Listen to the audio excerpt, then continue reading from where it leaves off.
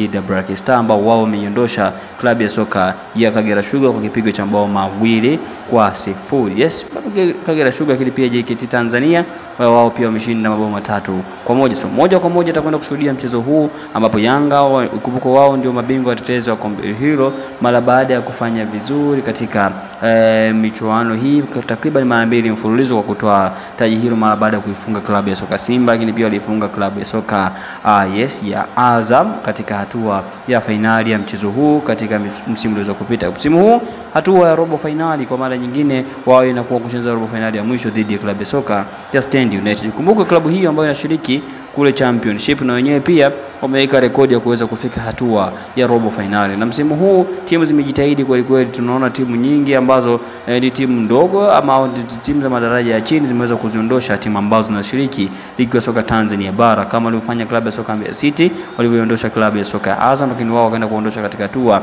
ya robo finali. Lakini sasa mara baada ya klabu ya soka Stand United kufuzu katika hatua hii ya robo finali, wanakwenda kukutana na mfupa mgumu Dar es Salaam Afrika. Huko wao Yanga wanaendelea kushindania makombe ambayo yamebaki na ni mawili tu, ligi ya soka Tanzania bara ambapo wana michezo kadhaa kwa hivi sasa, lakini pia kwa michezo pia katika hatua hii ya nusu finali ya kombe ama hatua hii ya robo finali kwenda nusu finali ya kombe hili la CRDB Federation Cup. Sisi hapa kama Hashim Online TV tupo kwa ajili ya kuhakikisha kwamba upito na matokeo yote ambayo yataendelea katika mtanange wote. Cha kufanya ni kutuambia unatufuatilia ukiwa wapi na unadhani mtanange huu utakuwa vipi, unaje timu yako na unaje mashindano ya msimu huu, tuwekee kwenye comment hapo chini nasi tutajaribu